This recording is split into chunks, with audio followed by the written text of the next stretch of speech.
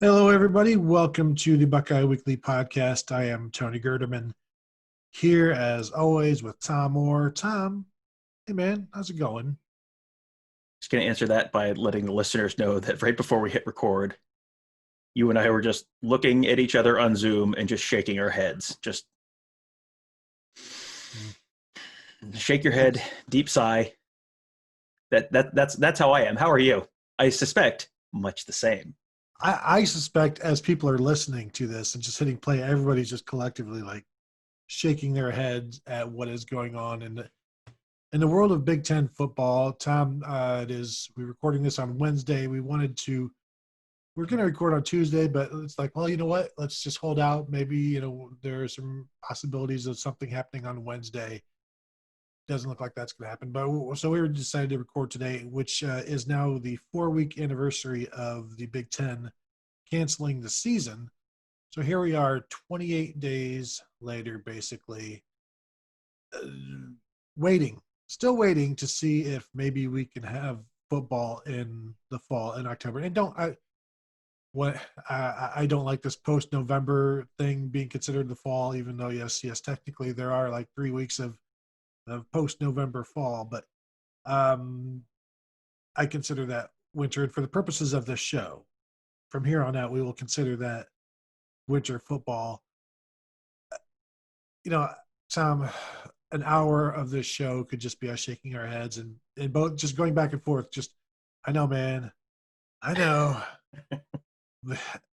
and just sighing, and people would be like, totally get it. Mm-hmm. I'm with you there. Because right now, where are we? I guess maybe a sit rep. Where are we right now? We're waiting. There's possibilities of maybe something happening by the end of the weekend. Everybody's waiting for the vote. I'm going to go under the assumption that they're voting to reinstate, not to recancel, which would change the numbers needed. The medical information is being gathered, perhaps, or maybe where they're just trying to get some straw polls in there to see, hey, where are you leaning right now? What are you doing? Because I doubt it. I doubt that the people involved in terms of the vote or the conference are in the dark in terms of who would vote for football and who would vote against football. Do you agree? Yeah, I think at the very most, you have your firm yeses, your firm nos, your soft yeses, your soft nos, and maybe there's someone who's a little bit of a, fence sitter, something like that. But I have a feeling that people involved in that conversation, those 14 university presidents and the Big Ten commissioner, they probably know basically where everybody stands right now. And you've seen some varying interpretations of what those numbers might be, but none of them have been enough people to get you to 9 votes, which is, I think, the important the important threshold that they must likely cross here, unless unless you are praying at the Church of Tom Mars right now and banking on the fact that there are some reasons why the initial vote either didn't happen or didn't count, or that the people who have decided that they're not going to play are disinterested parties and therefore their vote doesn't count the next time. I mean, there's a whole bunch of possible explanations for why the numbers may not be what the numbers are. And this all just very much feels like we're back in the bargaining stage of these stages of grief again. Just when we thought we were out, we get pulled back in, and then you start to get angry again because now it looks like it's not going to happen. But like for instance, Dan Patrick saying the Michigan schools were out, the Illinois schools were out, Maryland and Rutgers were out in terms of football, which would make it six against football and 8-4. And I tweeted out like only in the Big Ten is six more than eight, basically, in terms of having something pass.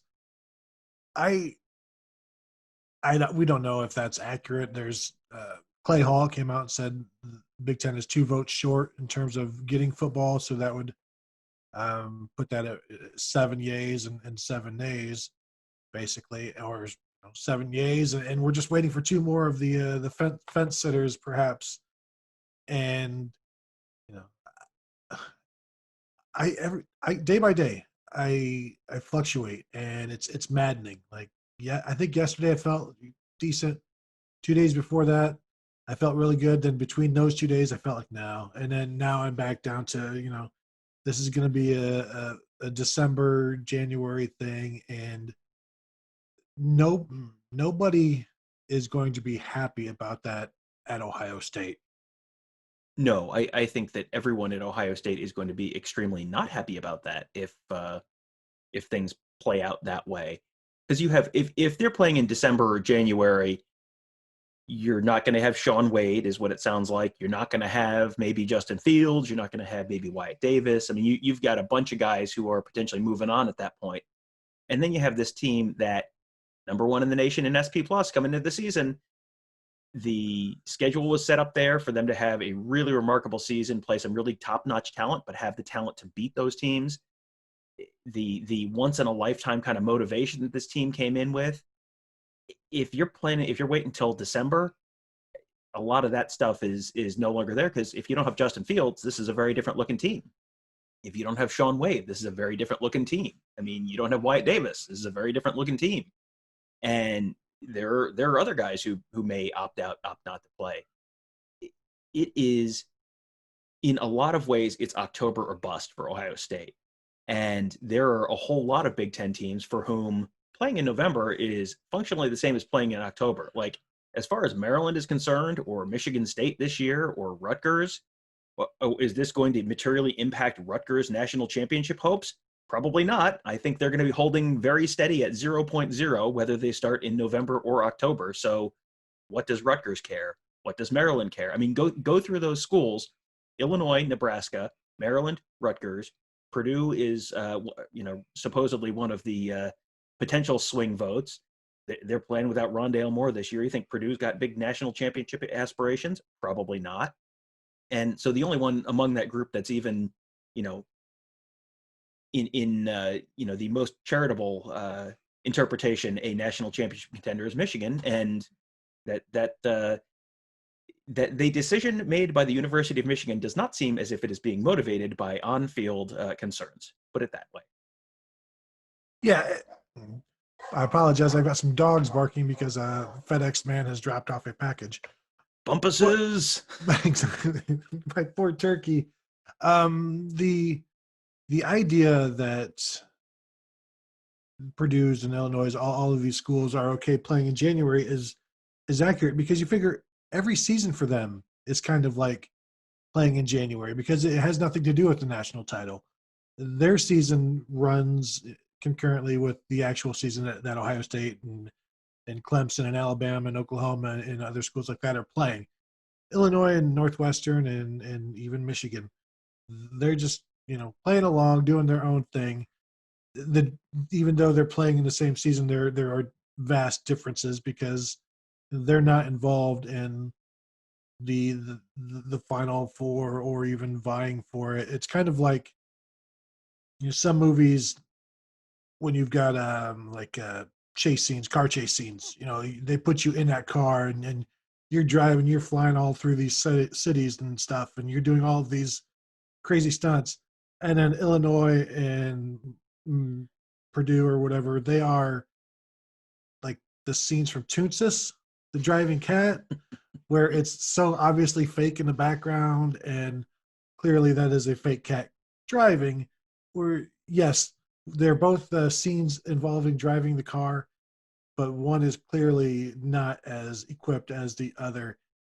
And basically, yeah, Illinois is Toonsis, the driving college, and there are several others like them who then dictate what Ohio State gets to do, what Penn State gets to do. And the idea that just if the Michigan schools don't play this year, or would vote to not play this year, I wonder what that does to the rivalry with Ohio State, for Ohio State and Michigan, because to me, it's almost a bridge too far when even though Jim Harbaugh and Ward Manuel, the AD, may want to play, the president is like, nah, no, we don't want to. The governor clearly isn't interested, even though she has allowed high school football, but I'm told it was pretty much against her will. She advised against it, but allowed it. Um, and Ohio State, Michigan is my favorite thing in sports.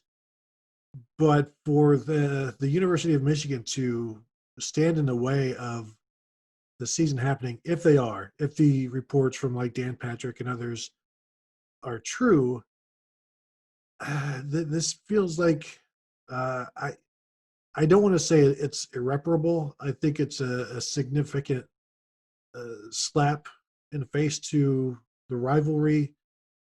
And even as Ohio State has won like 18 out of 20 or whatever, and I still consider the rivalry strong, I think this would do more damage to it than any number of Ohio State wins in a row. Uh, no, I would disagree with that. I mean, I think it's going to turn up the heat on the rivalry. I mean, you think Ohio State doesn't like Michigan now? Oh, friends, just wait until the University of Michigan has been the loud, outspoken vote against it. It would be history in the making. The first time since 2003 that Michigan has managed to derail a championship Ohio State season. So there's that. I mean, that would be big. I mean, maybe they paint that on the wall in the tunnel of Michigan Stadium. I don't know, but yeah, it's certainly going to harm the brand of Michigan. I mean, certainly. I think Ohio State is concerned that it could be an issue in recruiting for them in the future if they don't play this fall. But Ohio State has at least been extremely vocal about the fact that they wanted to play. Michigan has been extremely vocal, their president, about the fact that they don't want to play. I mean, he's been very out front with that, and the governor of Michigan said today, like explicitly, that based on the epidemiological concerns, this is absolutely they should not be playing. And like, there's a whole bunch of separate conversations about that whole discussion, but unquestionably, Michigan has been, in the way that Ohio State and Nebraska have been out there as extremely pro playing, Michigan and its university leadership has been pretty outwardly anti playing. And that seems like that's going to hurt Michigan probably on the field in the future. I mean, they had a decommitment on Wednesday afternoon, and I don't know if that was directly linked to the decision not to play, or the fact that they've been pretty outspoken about not wanting to play.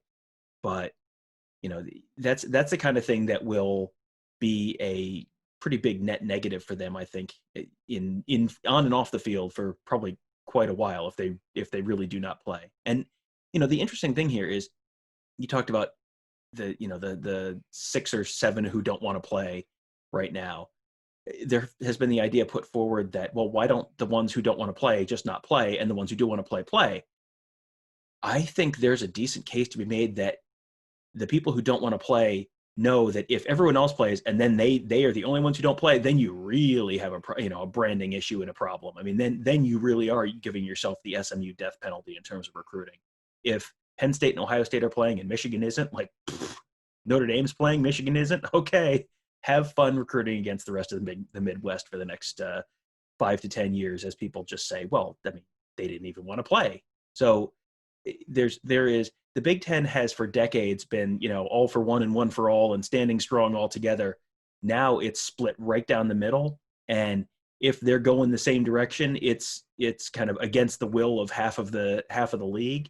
And it's a lot less all for one and one for all than the people who don't want to play maybe getting to sort of hide behind the idea of one for all and all for one, instead of the fact that they really are kind of all pulling together in the same direction. Yeah, and I know there's been people wanting the teams that do want to play, the schools that do want to play, to like put their foot down and say, no, we're not playing in January, we're not playing in March, we're not playing in November, we want to play in October. It's October or nothing. And of course, then you've got the schools like Michigan, like you said, like they're willing to. They don't really think those schools would do that, so they can maybe, if schools were kind of trying to put their foot down, I think they believe that nobody is going to not play in November or December or January as a threat. if that season is happening and nothing happened in October, then like Ohio State would, yes, okay, well, fine, we will then play in December because we didn't get our way in October.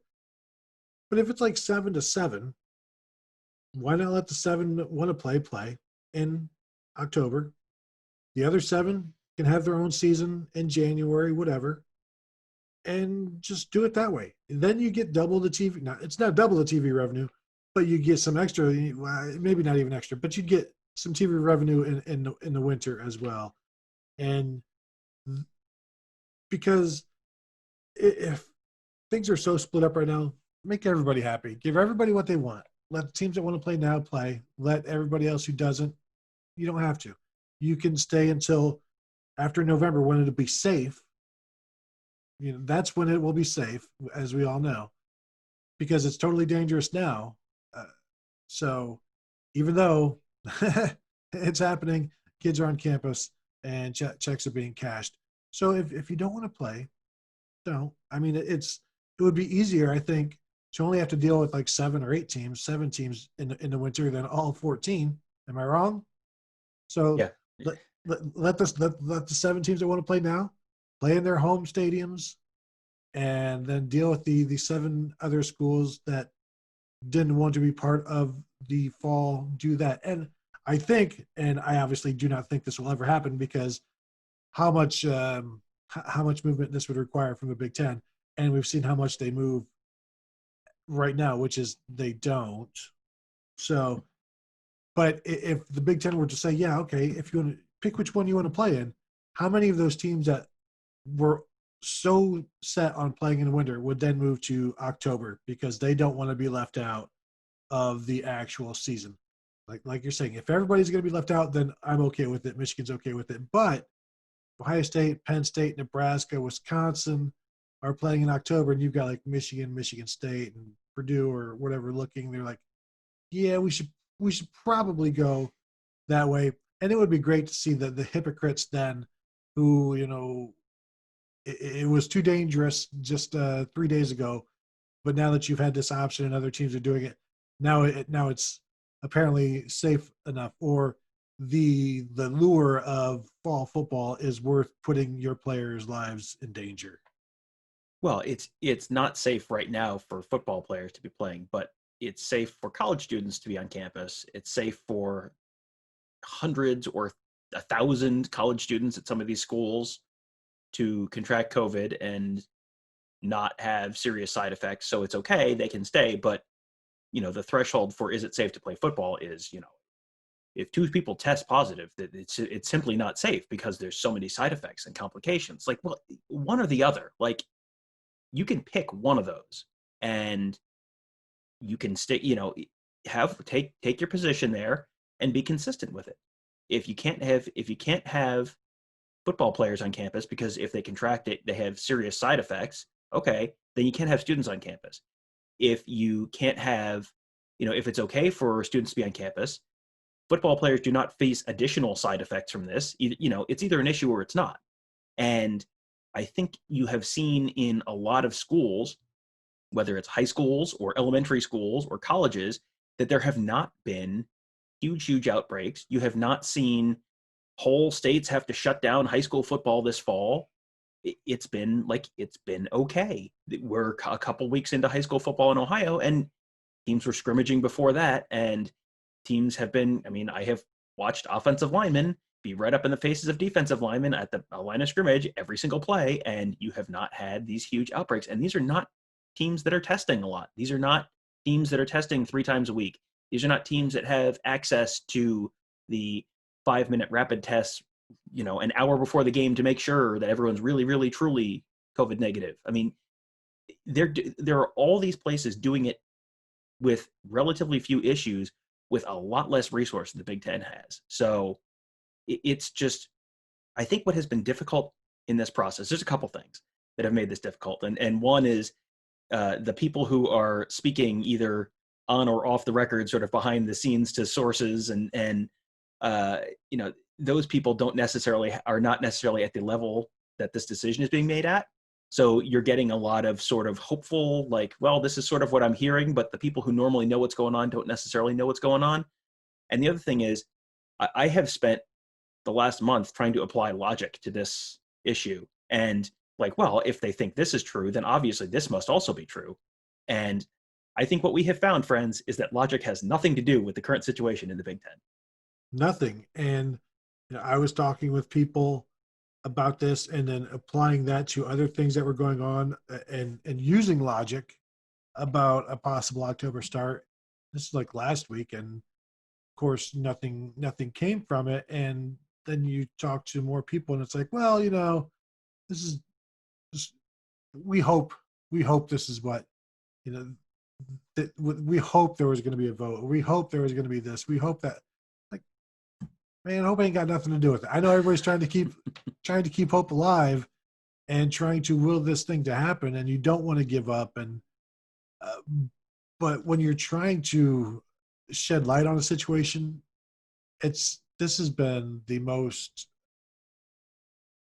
I don't know, difficult, disappointing, arduous, annoying thing to cover, because for a while I even stopped asking people about it, because it was like, well, I don't know whether you're giving me information or emotion. And it's hard to distinguish between the two when the, it looks very similar when what they're giving you. And so it's like, well, I'm going to take a couple days break, see what see what happens on the old Twitter machine, see what kind of rumors come out, and see what, who hits me up, and still, asking people. But to apply logic to it, it's like you gather information, and then maybe let it simmer, and then you try to start putting a puzzle together, because I mean, there are no corner pieces. We're not getting any corner pieces, and it's all just blue sky. And how are we supposed to do something with that? We don't have the box lid. We got nothing.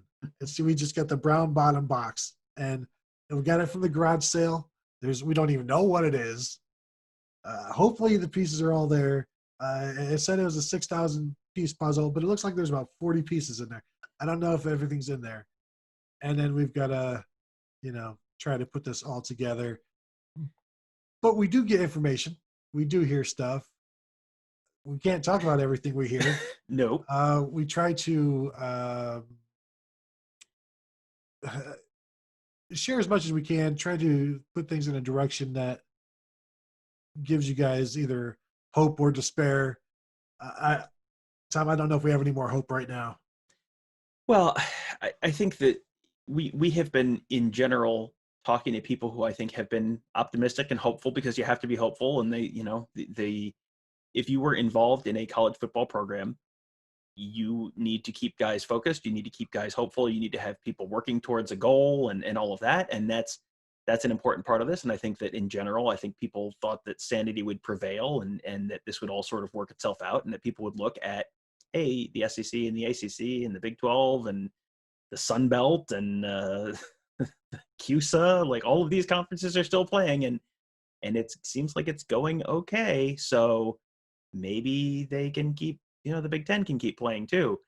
And then it hasn't happened, and it hasn't happened, and it hasn't happened. And I don't know how many of our listeners are familiar with the Stockdale Paradox, which is, we're going to take a brief digression, and I'm going to preface this with, I am not comparing college football to being a prisoner of war. Please do not get angry. I know everyone loves to get angry. I am not comparing these two things. Admiral James Stockdale was a admiral in the U.S. Navy, I believe, during the Vietnam War, was a prisoner of war. I think he was in the Hanoi Hilton. And he said the Stockdale Paradox is, I'm going to read the quote from him, is, you must never confuse faith that you will prevail in the end, which you can never afford to lose, with the discipline to confront the most brutal facts of your current reality, whatever they might be. So basically what the Stockdale Paradox was the guys who survived years of being tortured in the Hanoi Hilton, they were the ones who, they were the ones who didn't make it, were the ones who were saying, oh, we'll certainly be out by Christmas. Oh, we'll certainly be out by Easter. Oh, we'll certainly be out by the summer. And you kept having hope and optimism, and not addressing the reality of the situation. And I think that a lot of people, a lot of the frustration, the anger right now from people has been the fact that they have been kind of hearing, because we have been hearing, and when we hear something and you ask us, what are you hearing? We will tell you. And what we've been hearing is, you know, it'll be a couple more days. They're going to revote. There's going to be, they're supposed to be revisiting this. We heard maybe last Friday or to Saturday. We heard early this week. We have heard Friday. We have just recently heard maybe the end of the weekend. And you keep having these things that people, oh, okay, now we might have a vote soon. We might have a decision soon. And then that comes and goes, and then everyone gets depressed again. And it's like, well, okay, now we might have another vote in, and then everyone gets depressed again. That's I think where we are. And that's, I don't know how you get around that, because we are talking to the people we are talking to, and they are, I think, trying to be optimistic and trying to also be realistic, and they probably don't have as much information as they would like and as we would like. And you guys keep asking, so we are giving you the information we have, and the information we have has been consistently that, okay, well, here's the next time this might get solved, and then it hasn't gotten solved, and it hasn't gotten solved, and it hasn't gotten solved. And so, okay, the next time that this might get solved is sometime the end of the week or over the weekend. So, maybe. And now imagine you are a player or a coach who is dealing with that same thing, because these are things you're expecting to have happen, and they don't. And I'm sure it's almost impossible to practice this way, to be fully invested. I think it might be difficult to be fully invested in the January season as well. But I also think, there's been a little bit of some players have been held out for COVID reasoning, and I wonder how much that has to do with the fact that maybe the discipline is lacking a little bit right now, because why do I need to be militant when we know for a fact we're not playing in 4 weeks now? We may be playing in 4 weeks and 8 days, or 4 weeks and 4 days, but right now nobody has told us anything. So there's no game on the schedule. So if I'm a little bit lax, sue me. And maybe some of that is going on. But just the sheer, we're just going to keep going about this chopping that tree. It's the Sisyphus thing, pushing the rock up the hill, and then the rock goes back down, and then you got to push it back up. And that's what everybody's doing, not knowing if it's going to lead to anything. And then the longer this goes on, the less and less you start thinking it's going to be worth it, or that it's going to lead to something. And you've been so gung-ho about this October start. There were positive vibes for a while that it was going to happen. Tom Mars can talk and talk and talk, and I appreciate what he's doing. I don't know that it's going to work, especially because the lawsuits and all of that, and the FOIAs, that can take a while. And we don't have weeks, basically. And that stuff can take months. And it's things are just pushed back so much right now that there is no more time. And which is, when the Nebraska president said they're expecting to putting plans together for a vote for the presidents and chancellors, quote, very soon. What does very soon mean, Tom? Who knows? It's could it be this weekend? Could it be Friday? Could it be Thursday? Sure. But again, what are they voting on? Are we ready to be, like, at this point, Tom? I'm completely scabbed over. When they say it'll be November 28th or whatever the season will start, I'll be like, yeah, it's kind of what I figured. At this point, I bet maybe we should all be like prepping for that, and pleasantly surprised with an October start, because it almost feels like I'm waiting for the Big Ten to be like, you know what, if people would have come to us with this October idea sooner, yeah, we could have started. But people didn't present this to us until, just this week. And that's not enough time to get everybody ready. Iowa, their AD said it would take a medical miracle. We can't put these schools through this kind of stringent physicality when there's a pandemic going on. Now, if people would have just brought this to us sooner and let the Big Ten know earlier that they wanted to play in October, then something could have been done.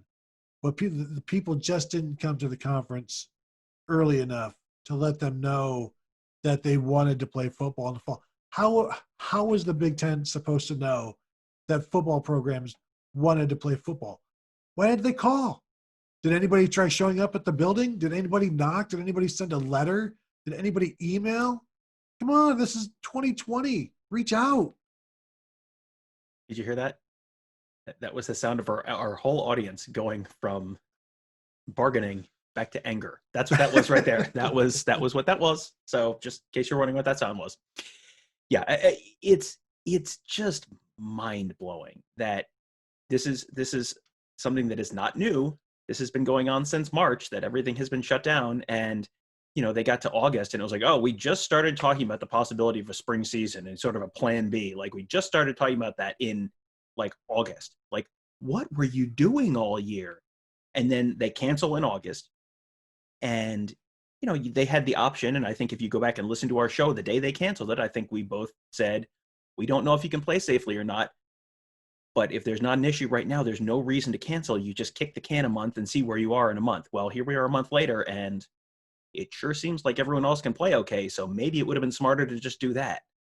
And so now they've kicked, now they have canceled, and now you have to have this much bigger threshold to overcome in order to, probably restart the season. If you can't just do it with a 50-50 vote. You have to do it with apparently 9 votes. You need a 60% majority to do that. So now you've made it almost impossible for you to do it if you have people who are opposed to this for the reasons that they are opposed to it. And I feel like it's getting less and less difficult to parse out the reasons that people might be opposed to this. If you're willing to have students on campus because you need the money and it's not a big health concern for the students who are on campus, I don't think it's super, super difficult to parse out the reasons why something that is not as big financially, but much bigger symbolically, and of direct interest to a broader swath of several upper Midwest states this fall, why that might be something that was simply a bridge too far to be able to play.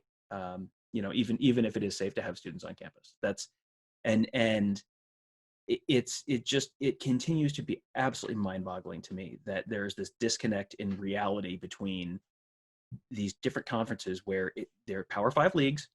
You all have functionally the same basic level of resource. The Big Ten has more resource than the Pac-12 or the Big 12 or the ACC, but they're all kind of in the same basic tax bracket there.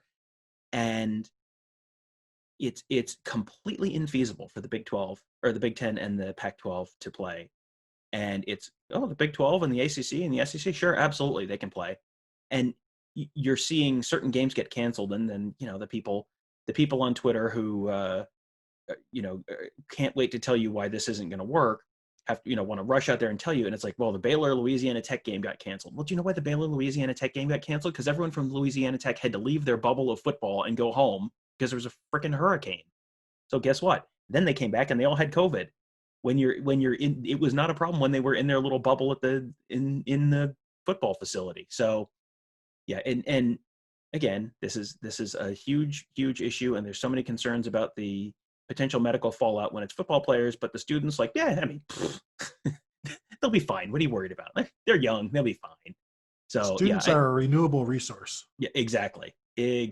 So yeah, it's, again, like, you will drive yourself insane trying to apply logic and reason to this issue, because logic and reason do not live here. Sorry, you were at the wrong house.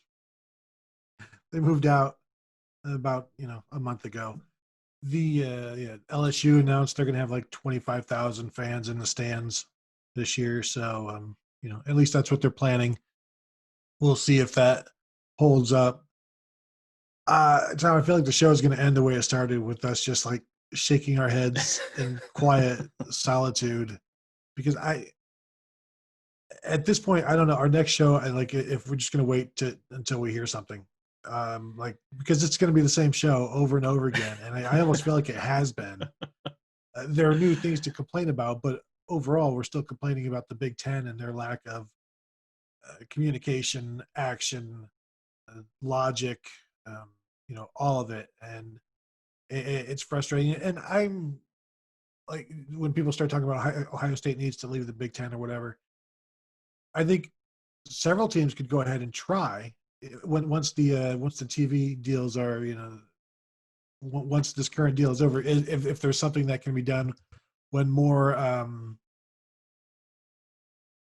conferences expansion stuff like that is happening, if there can be something that way. I'm with what the Big Ten has done this year, I to be a part of it anymore, it kind of be disappointing. And we're never like Big Ten fans. There are no real things as Big Ten fans. It's not like SEC fans. So there is no like conference loyalty necessarily, but to be associated with it almost feels like I don't really like it.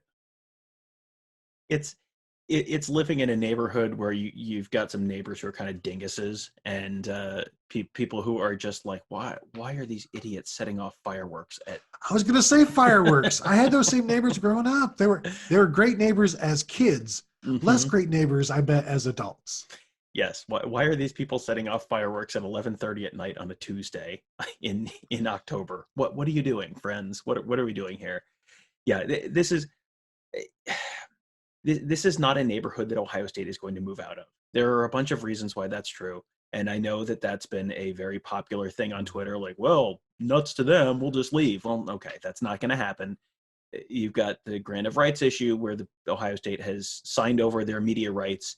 So if Ohio State leaves the Big Ten tomorrow, every dollar that is paid to Ohio State for televising its games, even if Ohio State's in the SEC or the ACC, the Big Ten gets all of that money until the end of the grant of rights, which is... And then they give it to Rutgers.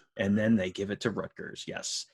You want Rutgers, that's how you get Rutgers. So does the grant of rights last through the TV deal, or is that beyond even? Do we know? I was just Googling that because I was trying to remember, because the TV deal goes through 2023, I believe, right, and I don't know. I don't know if it goes beyond that or not. I can't remember off the top of my head. But yeah, either way, Ohio State is not going to be, however mad Ohio State is not going to be so mad that they want to, right now, with the budget shortfalls that they're facing, flush the 2021, 2022, 2023 media checks. I mean, that's $150 million right there. They are not $150 million mad right now. And even if they were, there's a whole bunch of other stuff on the academic side where there's the Big Ten academic consortium, and they have all sorts of like pooled grant money, and there's lots and lots and lots of money at stake there where they don't want to leave the Big Ten, and they're not going to leave the Big Ten. And I think that has been floated by some of the more nautically themed Twitter experts in this whole debacle. When you see that floated, that is something that, and especially when you see it sourced to, well, I talked to an athletic director who said, no. That tells me, not that I didn't already know this, no, you are in fact not talking to an athletic director, because an athletic director, a high school athletic director in rural Ohio, would understand, that is not viable. And anyone who, if you have ever talked to anyone in a position of authority in an athletic department for college, you would know that's not viable. So no, that's not true. Stop listening to idiots. And if you can't see it, Gerd's background, Gerd has a background. I have Tennessee fans in my background, and Gerd has a Florida and Georgia fan with dueling signs, both of which point to him, that say, "I'm with stupid." So we're sending mixed messages here. They are pointed at me. Dang it, but I'm stupid. No, I knew that. Of course, I knew that.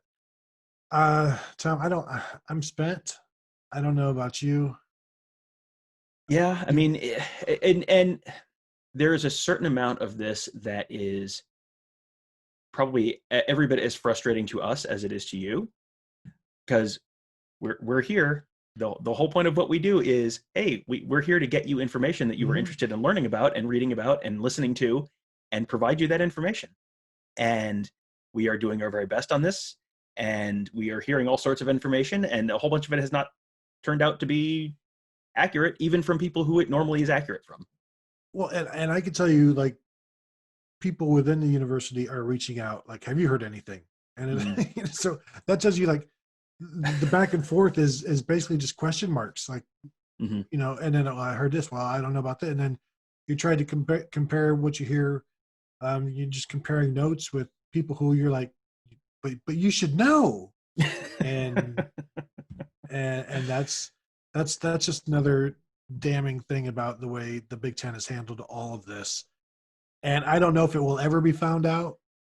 It's almost too much to even think that it could be. Just it's the minutia, the reasoning, the I don't know that people are talking about a 30 for 30 for this whole thing. I think that might be very boring, but it would be insightful. Mm-hmm.